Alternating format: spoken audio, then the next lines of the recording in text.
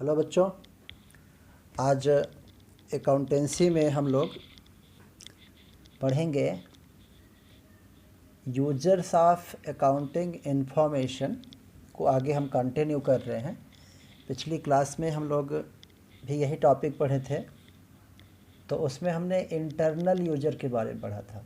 Accounting information के जो internal user होते हैं, क्योंकि जितने भी यूजर्स होते हैं अकाउंटिंग इंफॉर्मेशन के, यूजर्स मीन्स जो लोग इंटरेस्टेड होते हैं, बिजनेस से इंफॉर्मेशन चाहते हैं, उसमें दो कैटेगरी बताए थे, इंटरनल यूजर और एक्सटर्नल यूजर। इंटरनल मीन्स जो लोग मैनेजमेंट और ऑपरेशन बिजनेस को चलाने में इन्वॉल्व होते हैं, जिनका डायरेक्ट इंटरेस्ट होता है, उसके बारे में बताए थे।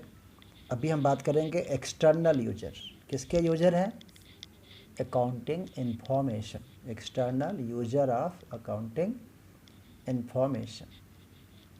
तो पहले जानेंगे एक्सटर्नल यूजर हैं कौन। तो बताया गया कि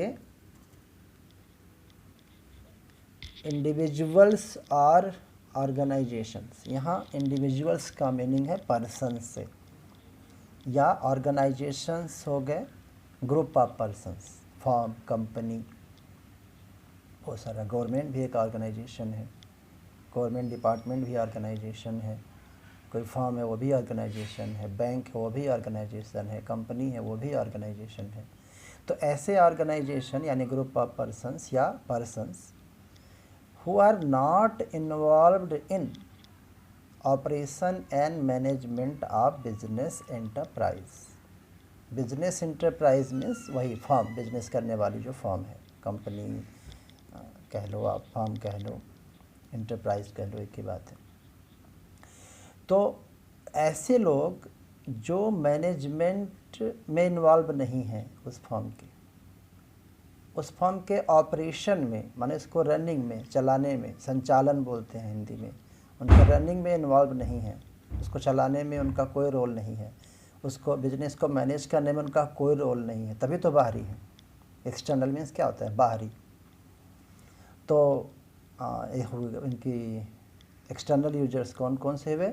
जो लोग बिजनेस में डायरेक्टली इन्वॉल्व नहीं होते, उसको चलाने में उनका कोई रोल नहीं होता है, बिजनेस को मैनेज करने में उनका कोई रोल नहीं होता है, लेकिन उनको जानकारी चाहिए, इन्फॉर्मेशन चाहिए। तो ऐसे लोगों को एक्सटर्नल यूजर्स बोलते हैं, external users of accounting information.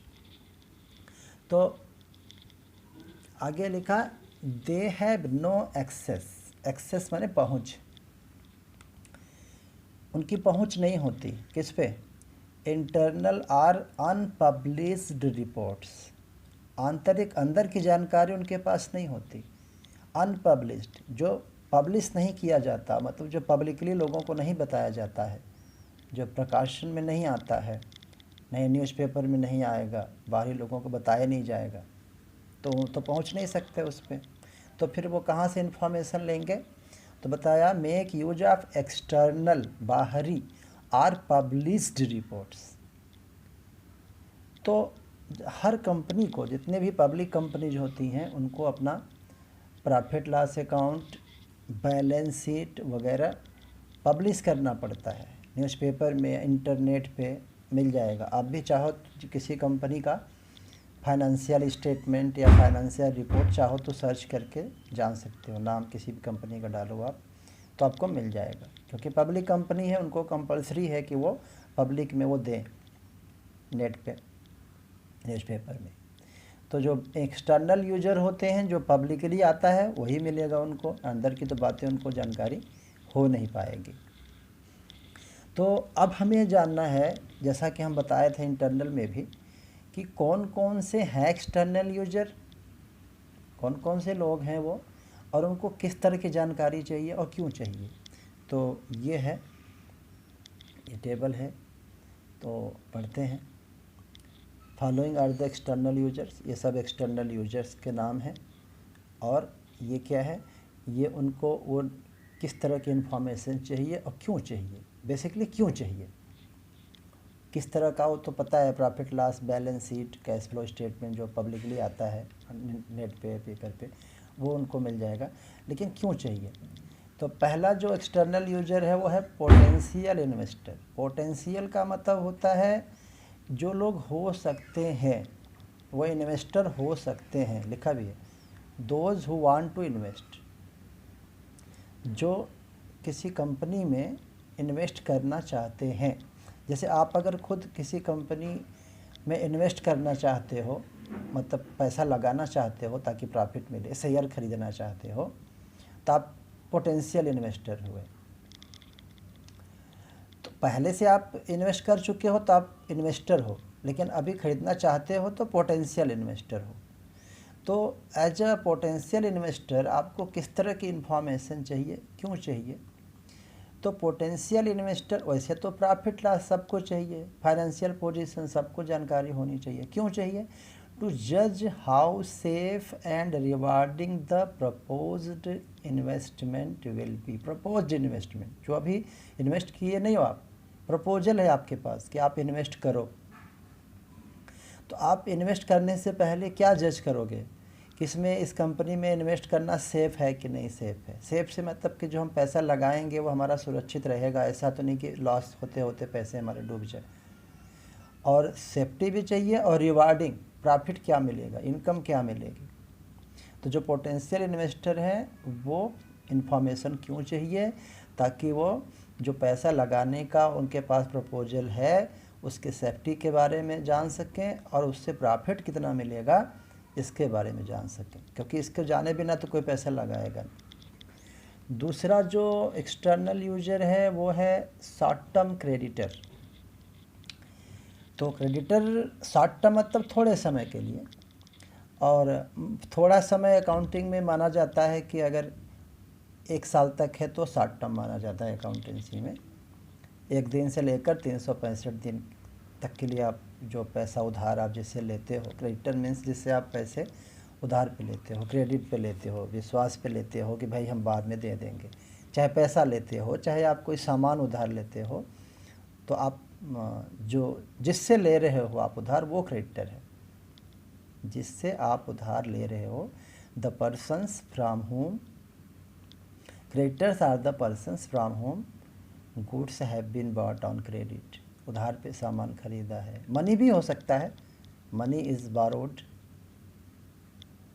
बारो मैंने उधार लेना, या आप सर्विस को उधार लेते हो, पैसा उधार लेते हो थोड़े समय के लिए कि हम लौटा देंगे भाई, चलो 10 दिन बाद लौटा देंगे, 1 महीना बाद लौटा देंगे, 2 महीने बाद लौटा देंगे, ऐसा।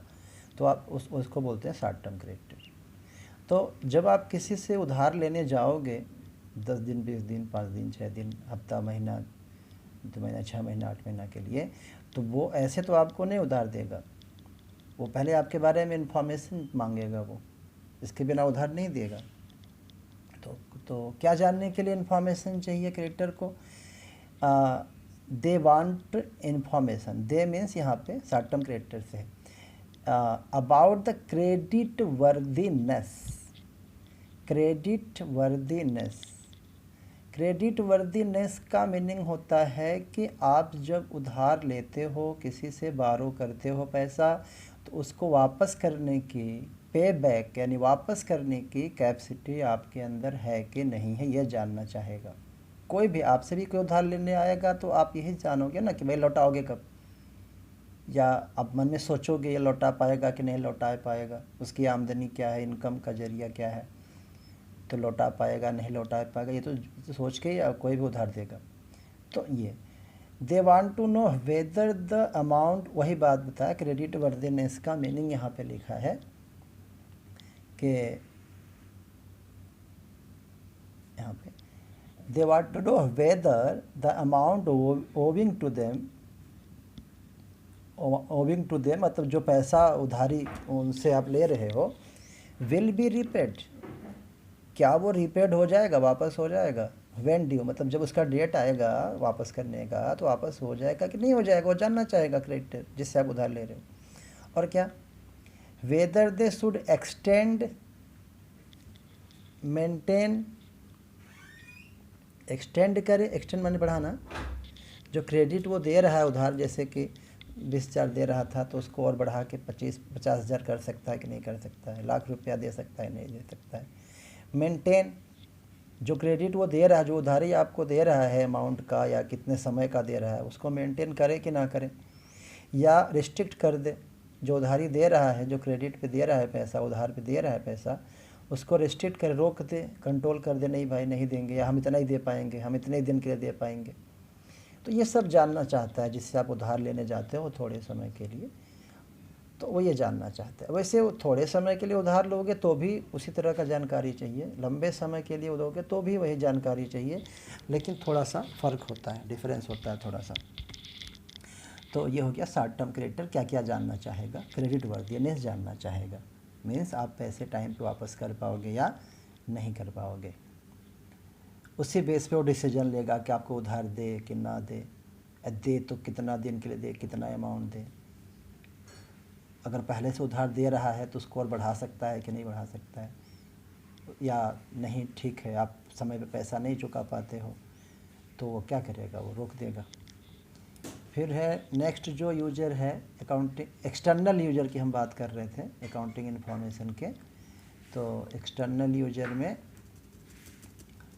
अगला है लॉन्ग टर्म क्रेडिटर। अभी हम पढ़े थे शॉर्ट टर्म क्रेडिटर, थोड़े समय के लिए जिससे आप उधार लेते हो, क्रेडिट पे पैसा लेते हो। अब बात करें जो जिससे हम लंबे समय के लिए पैसा लेते हो, लंबे समय के लिए मतलब 2 साल 3 साल 4, अकाउंट में 2 ही होता है शॉर्ट टर्म, 1 साल के अंदर अंदर का है तो लॉन्ग शॉर्ट टर्म, और ज़्यादा है तो लॉन्ग टर्म, 2 साल 5 साल 8 साल 10 साल। तो अगर आप किसी से लंबे समय के लिए पैसे उधार लेते हो या कोई सामान उधार खरीदते हो तो वो किस तरह के इन्फॉर्मेशन वो आपसे मांगेगा, चाहेगा। वो जानना चाहेगा वेदर देयर मीन्स उनका प्रिंसिपल मतलब जो पैसा आप उधार लिए थे वो प्रिंसिपल, आप मैथ में भी पढ़े हो प्रिंसिपल अमाउंट, इंटरेस्ट जब कैलकुलेट करते हैं तो वाला प्रिंसिपल है ये, कोई और प्रिंसिपल मत समझना। जो अमाउंट हम उधार लेते हैं या देते हैं, यहाँ तो लेने की बात है, आप क्रेडिटर जिससे उधार लेने जा रहे हो, जो प्रिंसिपल अमाउंट जो आप लिए रहे हो उससे, और जो उसका इंटरेस्ट है वो पेमेंट हो पाएगा कि नहीं हो पाएगा, आप दे पाओगे कि नहीं दे पाओगे, वो जानना चाहेगा। तो उसके लिए क्या देखेगा वो प्रिंसिपल, यानी जो आप पैसा उधार ले रहे हो तो कहाँ से लौटाओगे, आपके पास उतना असेट होना चाहिए, आपके पास उतना प्रॉपर्टी होना चाहिए ताकि ना दो तो वो कोर्ट केस करके आपके असेट बेचवा के ले सके। इंटरेस्ट आप दे पाओगे नहीं दे पाओगे तो आपकी इनकम जानना चाहेगा, अगर आपकी इनकम है तो आप इंटरेस्ट दे पाओगे, इनकम नहीं तो इंटरेस्ट कहाँ से दोगे। तो ये चीज़ें वो जानना चाहेगा, तभी वो आपको उधार देगा, पैसे क्रेडिट पे देगा। अगला जो एक्सटर्नल यूजर है फोर्थ है वह है एम्प्लॉइज़। अब यहाँ पे एम्प्लॉइज़ में डाउट होता है, कुछ लोग इंटरनल मानते हैं, लेकिन ये एक्सटर्नल में ही लिया जाएगा क्योंकि जो एम्प्लॉइज़ होते हैं वो उन एम्प्लॉइज़ के बाद, ये मैनेजर्स की बात नहीं हो रही है, मैनेजर्स भी एम्प्लॉय ही होते हैं, लेकिन ये उन एम्प्लॉइज़ की बात हो रही है जो उनको काम से मतलब, सैलरी से मतलब है, काम वो 8 घंटे करेंगे, कंपनी बने बिगड़े उनको मतलब नहीं, ऐसे एम्प्लॉय की बात हो रही है, लोअर लेवल के जो होते हैं। तो एम्प्लॉइज़ को भी इंफॉर्मेशन चाहिए। क्या चाहिए, मान लो आप किसी कंपनी में एम्प्लॉय हो या आपके कंपनी में आपकी फर्म है तो कोई एम्प्लॉय बहुत सारे काम कर रहे हैं, तो उनको किससे मतलब है, सैलरी से मतलब है, बोनस चाहिए। तो एम्प्लॉय प्रॉफिट के बारे में जानना चाहेगा कि अगर कंपनी को प्रॉफिट हो रहा है तो कंपनी जो है वो इसलिए जानना चाहेंगे, एबिलिटी जान सके बिजनेस की, कि आप सैलरी वेजेस ज़्यादा दे सकते हो कि नहीं दे सकते हो, आप बोनस दे सकते हो कि नहीं दे सकते हो। तो वो प्रॉफिट आपका जान लेंगे, अगर देखेंगे नहीं कंपनी प्रॉफिट में जा रही है और प्रॉफिट कंपनी को अच्छा हुआ है और हो सकता है तो वो बोनस की डिमांड करेंगे। अगर कंपनी का प्रॉफिट कंडीशन ठीक है, चुपचाप पड़े रहेंगे वो, या अपना दूसरा ऑप्शन देखें कम लॉस में जा रही, दूसरा अपना जॉब ढूंढेंगे वो। तो एम्प्लॉइज़ को भी इंफॉर्मेशन चाहिए।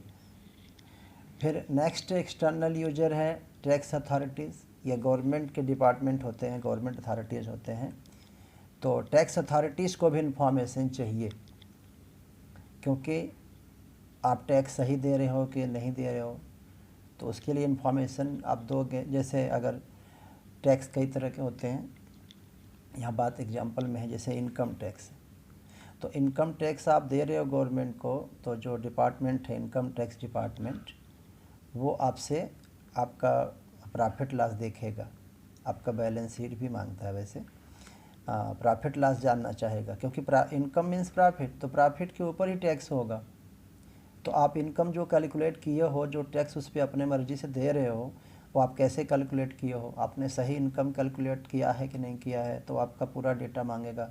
आपका सेल कितना हुआ, आपके एक्सपेंसेस कितने हुए, यानी प्रॉफिट लॉस अकाउंट जिसमें हम शो करते हैं ना सेल और एक्सपेंसेस, तो वो मांगेगा आपसे ये जानने के लिए जो आपने इनकम कैलकुलेट किया है और जो इनकम टैक्स दिया है वो ठीक दिया है कि नहीं दिया है।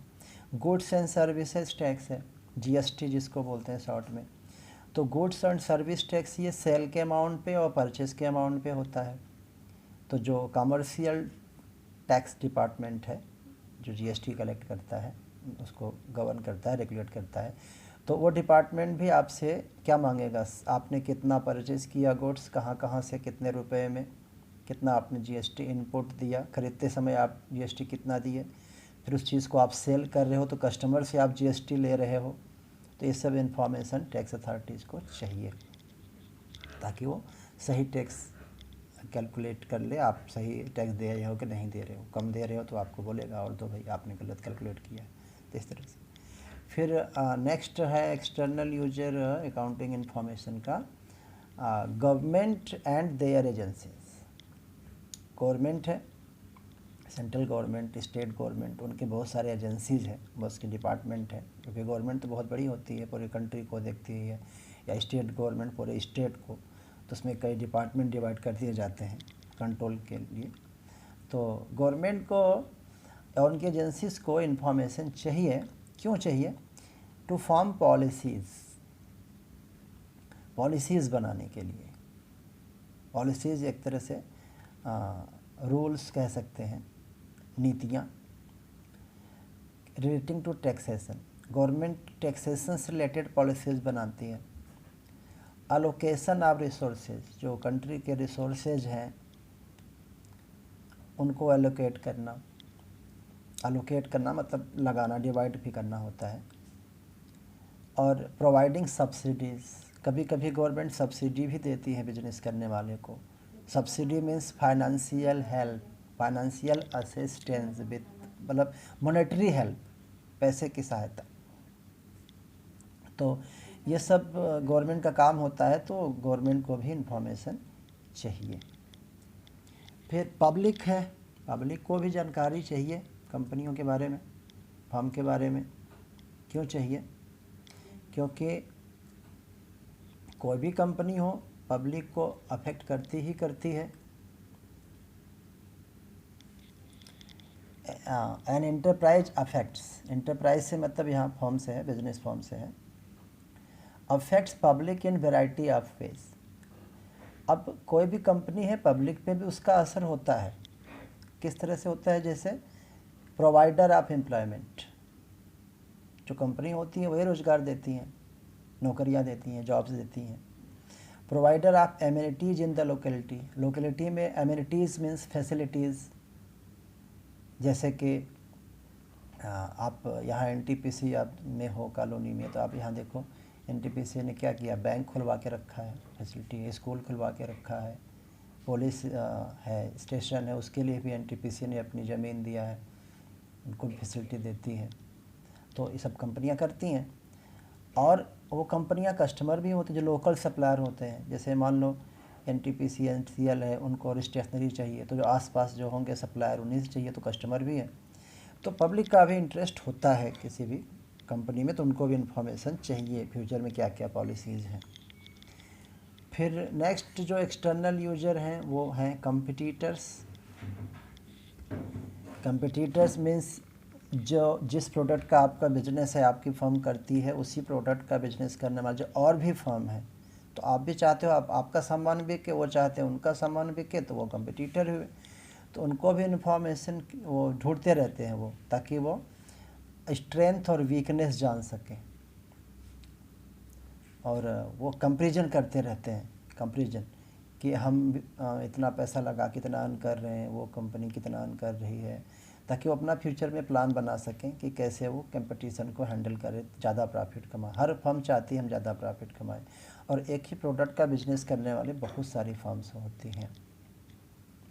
जैसे आप जानते हो मोटर बाइक है, बाइक मोटरसाइकिल जिसको बोलते हो आप, हीरो का भी आता है, होंडा का भी आता है, बजाज का भी आता है, यामाहा का भी आता है। तो हाँ, सब चाहता है मेरा ज़्यादा बिके।